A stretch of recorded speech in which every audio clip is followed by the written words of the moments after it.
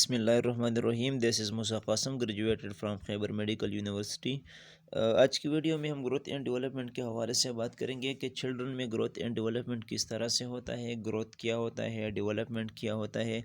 लेकिन इससे पहले हमें ये जानना ज़रूरी है कि एक नर्स के लिए ग्रोथ एंड डेवलपमेंट को समझना क्यों ज़रूरी है। ग्रोथ एंड डेवलपमेंट को समझना एक नर्स के लिए इसलिए ज़रूरी है क्योंकि ये हमें एक फ्रेमवर्क प्रोवाइड करता है हेल्थ असेसमेंट के हवाले से, या जो हेल्थ प्रमोशन होता है जो हमें करना होगा through out the life span of an individual, उसके हवाले से ये हमें फ्रेमवर्क प्रोवाइड करता है। इसके साथ साथ ये हमें एक इंडिविजुअल के जो नीड्स होते हैं, उसके जो प्रॉब्लम्स होते हैं, उसके जो करेक्टरिस्टिक होते हैं, उसके हवाले से भी हमें नॉलेज एंड इंफॉर्मेशन प्रोवाइड करता है। जॉइंट कमीशन एक इदारा है जो कि हॉस्पिटल्स, हेल्थ केयर हो गए या जो ऑर्गेनाइजेशंस है उनको ही एक्रेडिटेशन प्रोवाइड करता है।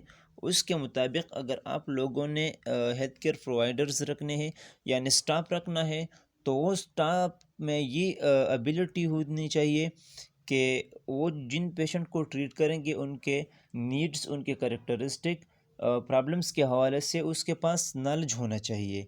तो ग्रोथ एंड डेवलपमेंट को समझना हमारे लिए इसीलिए ज़रूरी है कि इससे हमें ये फ़ायदा होता है कि हमें जो मुख्तलिफ़ स्टेज के लोग होंगे, हमारे पास जो मुख्तलिफ़ एज के लोग होंगे, उनके नीड्स, उसके जो प्रॉब्लम्स है और उसके साथ साथ उनके जो करेक्टरिस्टिक है, उसके हवाले से हमारे पास डिटेल में नॉलेज होंगी, हमारे पास डिटेल में इंफॉर्मेशन होगी। चिल्ड्रन में ग्रोथ एंड डेवलपमेंट को समझने से पहले हमें प्रीनेटल पीरियड की तरफ जाना होगा।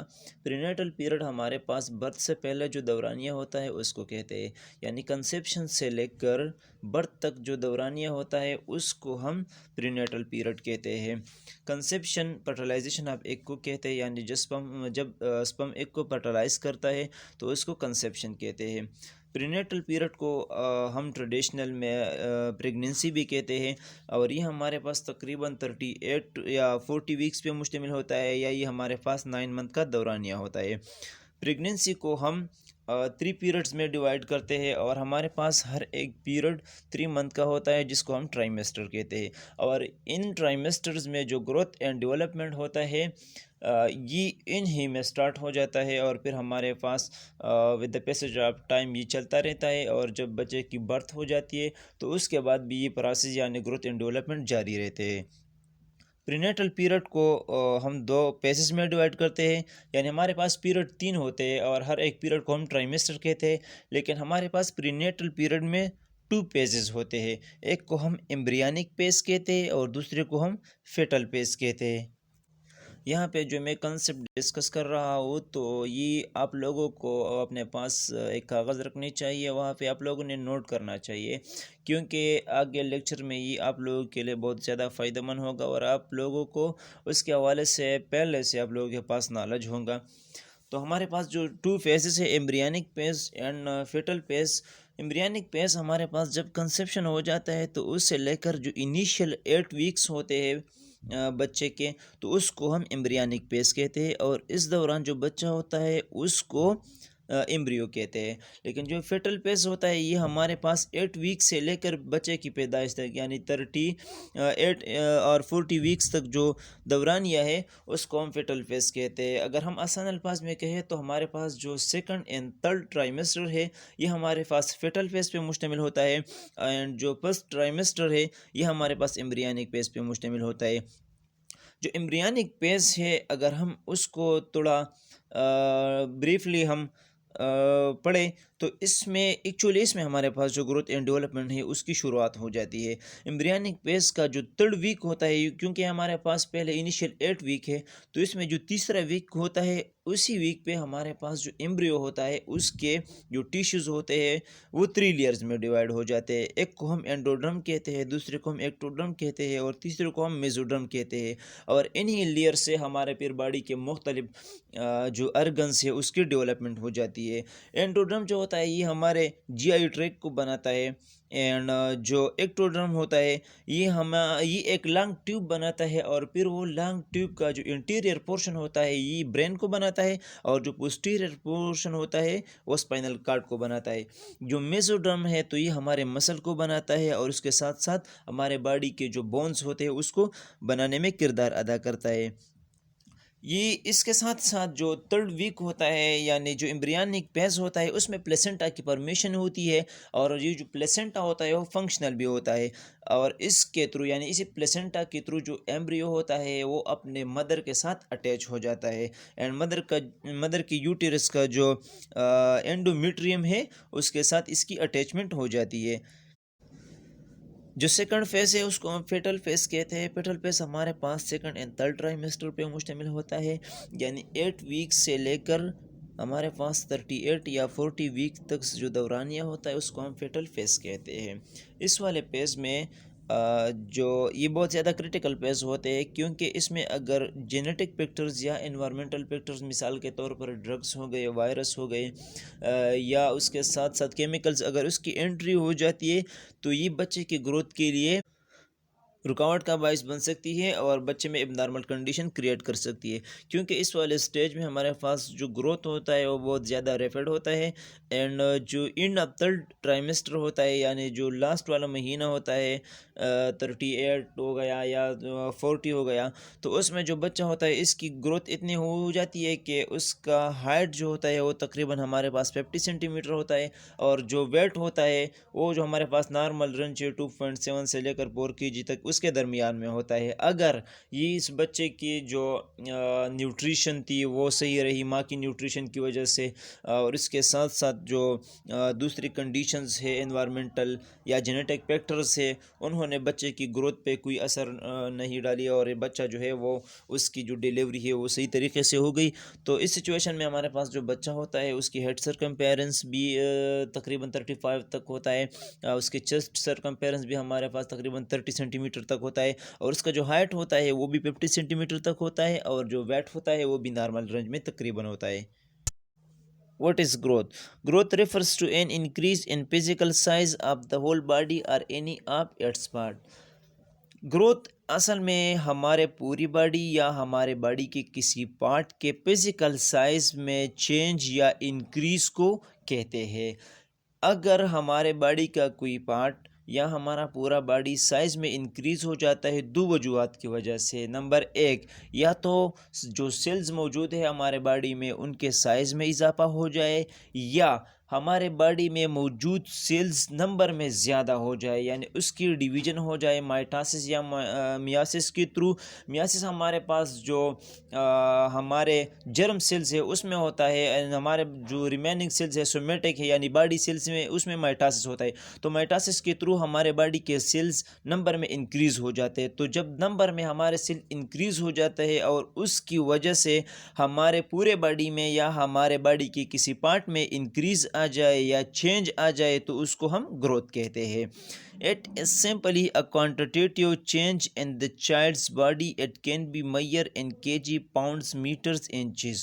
क्योंकि अगर हम एग्ज़ाम्पल की बात करें तो हमारे पास ग्रोथ की एग्ज़ाम्पल में हाइट आ जाता है, वेट आ जाता है, बोन की जो साइज़ इंक्रीज़ होना ये आ जाता है, डेंटेशन हो गई, हमारे पास हेड सरकमफेरेंस हो गया, चेस्ट सरकमफेरेंस, ये हमारे पास ग्रोथ में आते हैं। तो इधर एक स्टेटमेंट दिया गया है कि it is simple a quantitative change in the child's body, it can be measure in KG, pounds, metre, inches. यानी हमारे पास जो ग्रोथ होता है ये क्वांटिटेटिव चेंज है, यानी इस चेंज को हम मेजर कर सकते हैं, या हमारे पास एक न्यूमेरिक वैल्यू में हो सकता है, और हम इसको मेजर कर सकते हैं केजी में, पाउंड्स में, मीटर्स में, इंचेस में। अगर हम एग्जांपल ले हाइट को हम मेजर कर सकते हैं मीटर में, इंचेस में, या हम वेट की बात करें तो वेट को हम केजी में या पाउंड्स में मेजर कर सकते हैं। तो हमारे बॉडी में इस तरह के चेंजेस जो या तो सेल के साइज इंक्रीज की वजह से आ जाते हैं या नंबर ऑफ सेल की इंक्रीज की वजह से आ जाते हैं, और हम उसको मेजर कर सकते हैं, सही है, तो उसको क्या कहते हैं? ग्रोथ कहते हैं। ग्रोथ का जो पैटर्न होता है ये हमेशा तमाम लोगों के लिए सेम होता है, यानी एक बच्चे की जो ग्रोथ होगी वो एक सीक्वेंस के साथ होगी, यानी पहले वो प्रीनेटल स्टेज में होता है, उसके बाद वो न्यूनेटल स्टेज में आ जाता है, फिर उसके बाद इन्फेंसी में चला जाता है, फिर टोडलर, फिर प्री स्कूलर, फिर स्कूल, फिर एडोलेसेंस, फिर अडल्टहुड। यानी एक सीक्वेंस के साथ एक बच्चे की ग्रोथ होती है, और इस ग्रोथ के जो सीक्वेंस है यानी ये पैटर्न है ये सब के लिए सेम होता है, लेकिन ग्रोथ रेट ये मुख्तलिफ होता है, क्योंकि हर एक स्टेज में ग्रोथ रेट सेम नहीं होता। ग्रोथ रेट यानी किस स्पीड के साथ एक बच्चा ग्रोथ करता है तो उसको ग्रोथ रेट कहते हैं, लेकिन ये ग्रोथ रेट तमाम स्टेजेस में सेम नहीं है। हर एक स्टेज में किसी में ये रैपिड होता है, किसी में स्लो होता है। मिसाल के तौर पर हमारे पास जो प्रीनेटल स्टेज है जिसके बारे में हम पहले बात की, तो प्रीनेटल स्टेज में, न्यूनेटल स्टेज में, इसके साथ साथ इन्फेंसी में और एडोलेसेंस, ये 4 स्टेजेस में हमारे पास बच्चे की जो ग्रोथ होती है ये रैपिड होती है, लेकिन ये हमारे पास चाइल्डहुड में स्लो होता है। बच्चे की जो ग्रोथ रेट होता है ये चाइल्डहुड में स्लो होता है, एंड जो अडल्टहुड है उसमें मिनिमम हो जाता है या स्टॉप हो जाता है। तो अगर हम आसान अल्फाज में अपने माइंड में एक कंसेप्ट को बिठाने की कोशिश करें तो हम ये कह सकते हैं कि ग्रोथ कंसेप्शन से लेकर एक इंडिविजुअल के जो इनिशियल 20 ईयर्स है उस तक होता है। 20 ईयर तक ग्रोथ होती है, फिर उसके बाद ग्रोथ नहीं होती, ये स्टॉप हो जाती है। और बहुत से एक्सट्रिंसिक एंड इंट्रिंसिक फैक्टर्स जो होते हैं वो ग्रोथ रेट को इन्फ्लुएंस कर सकते हैं। मिसाल के तौर पर न्यूट्रिशनल स्टेटस हो गया, या क्लाइमेट्स हो गए, सीज़न हो गया, या इलनेस हो गया।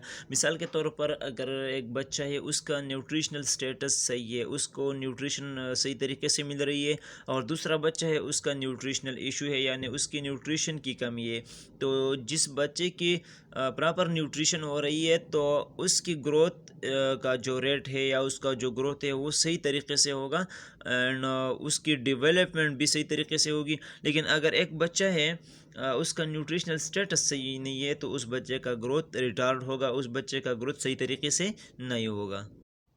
ये चाइल्ड ग्रोथ के हवाले से एक पिक्चर है जिसमें 1 ईयर का बच्चा दिया गया है, 2 ईयर का, 3 ईयर, 4 ईयर का एंड 5 ईयर का बच्चा दिया गया है। यानी ये अगर हम इस पिक्चर के हवाले से बात करें तो इसमें पैटर्न का भी बताया गया है एंड रेट का भी बताया गया है। लेकिन हमारे पास जो पैटर्न है यानी पहला बच्चा प्रीनेटल स्टेज में होता है, फिर उसके बाद न्यूनेटल स्टेज आ जाता है, फिर इन्फेंसी आ जाती है, फिर टॉडलर स्टेज आ जाता है, फिर प्री स्कूलर स्टेज आ जाता है, उसके बाद स्कूल वाला स्टेज होता है, एडोलेसेंस होती है, अडल्टहुड होता है। ये पैटर्न जो होता है ये सब के लिए एक जैसा है, लेकिन जब हम रेट की बात करते हैं तो इस हवाले से हमने पहले भी डिटेल से बात की कि रेट सब के लिए एक जैसा नहीं होता, सब स्टेजेस के लिए। यानी किसी स्टेज में ये रैपिड होती है, किसी स्टेज में ये स्लो हो जाती है और फिर ये स्टॉप हो जाती है। And this picture shows changes in the body with the passage of time। यानी इनिशियल में हमारे पास जो हेड सरकम्पेरेंस होता है ये बहुत ज़्यादा होता है, एंड जो चेस्ट सरकम्पेरेंस होता है ये कम होता है। फिर with the passage of time जो चेस्ट सरकम्पेरेंस है ये हेड सरकम्पेरेंस के साथ बराबर होने की कोशिश करता है, एंड तकरीबन 1 ईयर पे ये चेस्ट सरकम्पेरेंस क्या हो जाता है, हमारे पास हेड सरकम्पेरेंस के बराबर हो जाती है। What is development? Development refers to a progressive increase in skills and capacity of function।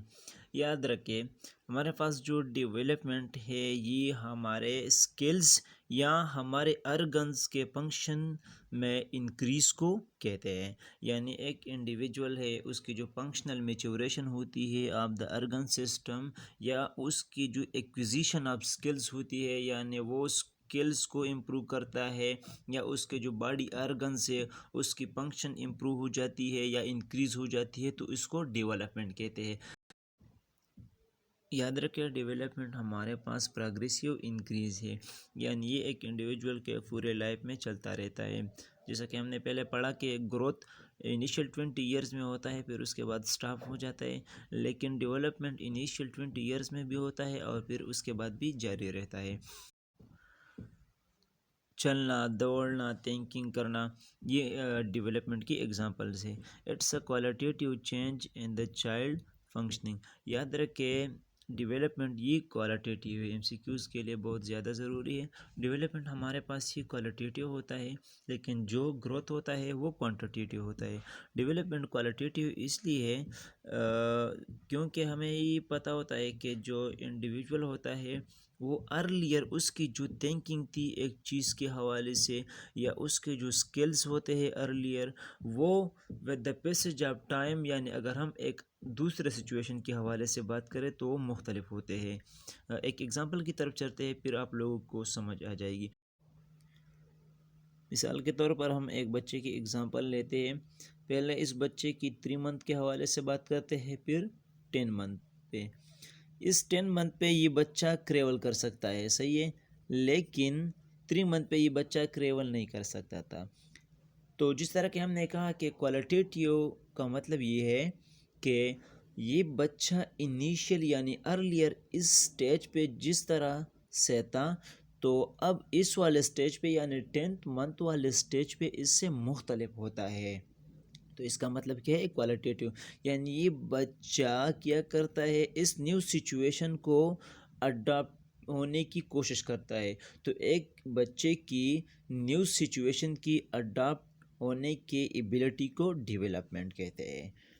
It can be measured through observation, और इसको हम ऑब्जर्वेशन के थ्रू मैयर करते हैं, यानी हम वो देखते हैं कि एक बच्चा जो 3 महीने पे था वो क्रेवलिंग नहीं कर सकता था, क्रेवल नहीं कर सकता था, लेकिन अब 10 मंथ पे वो बच्चा क्रेवल करता है। यानी वो अर्लियर जो टाइम था उससे अब इस 10 मंथ पे ये बच्चा क्या है, मुख्तलिफ है। इसलिए ये हमारे पास जो चेंज है ये क्वालिटेटिव चेंज है, एंड इस क्वालिटेटिव चेंज को हम डेवलपमेंट कहते हैं। What is maturation? Increase in child's competence and adaptability. Maturation हमारे पास एक इंडिविजुअल की एक स्किल पे, कंपिटेंसी या एनवायरमेंटल सिचुएशन पे अडेप्टेबिलिटी को कहते हैं। यानी एक इंडिविजुअल की स्किल को कंपिटेंसी के साथ करने को मैच्योरेशन कहते हैं। जिस तरह हमने पहले बात की डेवलपमेंट के हवाले से, तो डेवलपमेंट हमारे पास स्किल में इंक्रीज़ को कहते हैं। लेकिन जब एक बच्चा इसके एबल हो जाए कि वो एक काम को बहुत महारत के साथ कर सकता हो, तो इसको हम मैच्योरेशन कहते हैं। It is describing the qualitative change in structure. याद रखें मैच्योरेशन भी हमारे पास क्वालिटेटिव होता है नेचर में। नेचर एंड फंक्शन को हायर लेवल पर लेके आने को मैच्योरेशन कहते हैं, और वो हायर लेवल हमारे पास क्या होता है, कंपिटेंसी होती है। यानी एक बच्चे की वो महारत होता है कि वो जब भी कोई काम करता है तो वो इस तरह से होता है कि उसमें गलती की गुंजाइश इतनी नहीं होती, यानी वो आसानी के साथ कर सकता है। The level of maturation depends on child's heredity. याद रखें मैच्योरेशन चाइल्ड के हेरिडिटी पे डिपेंड करता है। यहाँ पे एक बात को अपने जहन में बिठाने की कोशिश करें, क्योंकि ये बहुत ज़रूरी है। ग्रोथ एंड डेवलपमेंट ये दोनों इंडिपेंडेंट प्रोसेस है, लेकिन ये दोनों इंटर रिलेटेड डायनामिक प्रोसेस है। कहने का मतलब ये है कि ये दोनों प्रोसेस इंडिपेंडेंट होते हैं, लेकिन इन दोनों का एक दूसरे के साथ ताल्लुक़ होता है। मिसाल के तौर पर एक बच्चा है, उसने बातें करना है या चलना है या बैठना है, तो ये प्रोसेस, ये जो चीज़ें हैं ये हमारे पास डेवलपमेंट में आते हैं, सही है। तो इसके लिए ज़रूरी है कि अगर बच्चे ने बात करना है तो उसका जो नर्वस सिस्टम है उसकी भी ग्रोथ होनी चाहिए, या अगर बच्चे ने चलना है तो उसके लिए उसके बोन मसल उसकी भी हमारे पास ग्रोथ होनी चाहिए। तो ये दोनों प्रोसेस जो है ग्रोथ एंड डेवलपमेंट ये इंडिपेंडेंट होते हैं, लेकिन ये एक दूसरे के साथ रिलेशन में होते हैं, ये इंटर रिलेटेड होते हैं। ग्रोथ जो है ये हमारे पास जो बच्चा होता है उसके इनिशियल 20 ईयर्स ऑफ लाइफ जो होते हैं उसमें होते हैं। यानी एक इंडिविजुअल के इनिशियल 20 ईयर्स में ग्रोथ होती है, फिर उसके बाद स्टॉप हो जाती है। लेकिन जो डेवलपमेंट है ये एक इंडिविजुअल के इनिशियल 20 ईयर्स में भी होते हैं और उसके बाद भी ये जारी रहता है। Importance of growth and development for nurses, यानी ग्रोथ एंड डेवलपमेंट की नर्सिस के लिए अहमियत क्या है, सही है, कौन सी अहमियत है।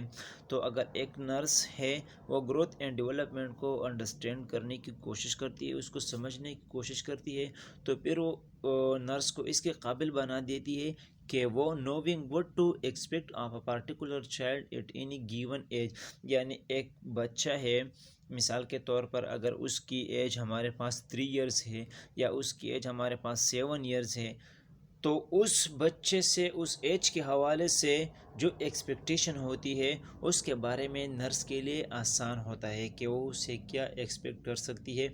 मिसाल के तौर पर जो हमारे पास 7 ईयर का बच्चा है वो अब स्कूल वाले एज में एंटर हुआ है, लेकिन जो हमारे पास इससे पहले वाला बच्चा है 3 ईयर का, तो प्री स्कूल एज में है, यानी वो टोडलर है। तो टोडलर वाले एज पे बच्चे की जो नीड्स होते हैं, जो करेक्टरिस्टिक होते हैं वो अलग होते हैं, और जो 7 वाले एज पे होते हैं नीड्स, करेक्टरिस्टिक या प्रॉब्लम्स वो अलग होते हैं। तो इसलिए ये नर्स को इसके काबिल बना देती है कि एक पर्टिकुलर चाइल्ड से एक पर्टिकुलर एज पे कौन से एक्सपेक्टेशन हो सकते हैं। Gaining better understanding of the reason behind illness, एक नर्स को इसके काबिल बना देती है कि एक बच्चा है वो अगर बीमार है तो इसके बीमारी के पीछे रीज़न क्या है। तो अगर ग्रोथ एंड डेवलपमेंट की सही तरह से आपके पास नॉलेज है, इंफॉर्मेशन है, तो फिर नर्स के लिए आसान हो जाता है कि जो इलनेस है उसके पीछे रीज़न क्या है। Helping in formulating the plan of care, अगर एक नर्स ने ग्रोथ एंड डेवलपमेंट को सही तरीके से पढ़ा है तो उसको एक स्पेसिफिक एज के जो बच्चे होते हैं उसके नीड्स के हवाले से पता होगा। इसलिए फिर उन बच्चों के लिए अगर प्लान ऑफ केयर बनाना होता है, उसके केयर के हवाले से प्लान फार्मूलेट करना होता है, तो ये ग्रोथ एंड डेवलपमेंट उस नर्स की मदद करता है। यानी ऑलरेडी उसने पढ़ा होता है कि इस बच्चे की नीड्स ये है, फिर उसी हवाले से वो प्लान बना देता है।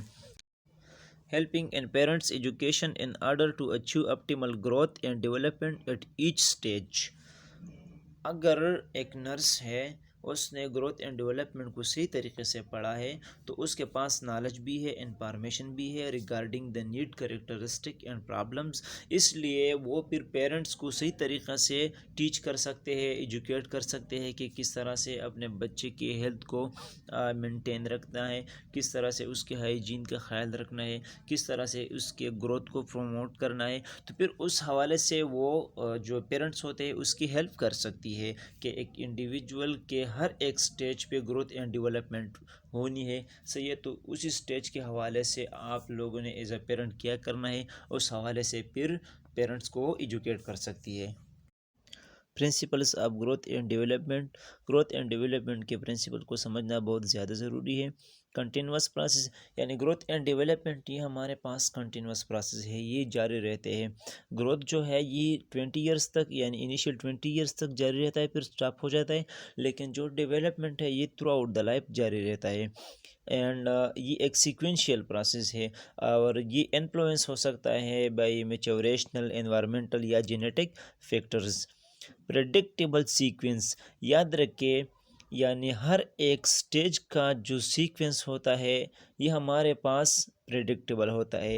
यानी एक बच्चा पहले प्रीनेटल स्टेज में होगा, फिर वो न्यूनेटल स्टेज में होगा, फिर उसके बाद इन्फेंसी में, इन्फेंसी के बाद टोडलर स्टेज में, फिर प्री स्कूलर स्टेज में, इसके बाद स्कूल वाला स्टेज होगा, एंड स्कूल वाले स्टेज के बाद हमारे पास एडोलेसेंस, एडोलेसेंस के बाद हमारे पास एडल्टहुड। यानी ये एक सीक्वेंस के साथ होगा और ये सीक्वेंस जो हमारे पास है ये क्या है, प्रेडिक्टेबल है। यानी जितने भी ह्यूमंस है या जितने भी लोग हैं वो सेम ही पैटर्न को, ग्रोथ एंड डेवलपमेंट के सेम पैटर्न को फॉलो करते हैं। Don't progress at the same rate, याद रखें पहले भी हमने इसके हवाले से बात की कि हमारे पास जो ग्रोथ एंड डेवलपमेंट है ये सेम रेट से नहीं होता। यानी हमारे पास जो स्टेजेस है, बाज़ स्टेजेस में हमारे पास ग्रोथ रैपिड होता है, बाज़ में हमारे पास स्लो होता है और फिर स्टॉप हो जाता है।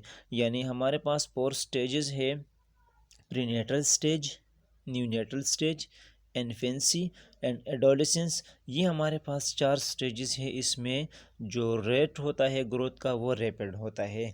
फिर हमारे पास जो अर्ली चाइल्डहुड या चाइल्डहुड का जो स्टेज है, सॉरी अर्ली नहीं, मिड चाइल्डहुड या चाइल्डहुड का जो स्टेज है उसमें हमारे पास ग्रोथ स्लो हो जाता है, एंड जो अडल्टहुड है उसमें ये मिनिमल हो जाता है या स्टॉप हो जाता है।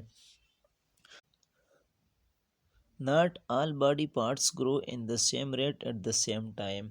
याद रखें, जो हमारे बॉडी पार्ट्स है वो सेम रेट से ग्रो नहीं करते। यानी जो हमारे एक्सट्रीमिटीज़ है उसका अपना एक रेट होता है, हमारे हेड की अपनी एक रेट होती है, हमारे जो चेस्ट है उसकी अपनी एक रेट होती है। ग्रोज इन हिज और हर ओन यूनिक वे।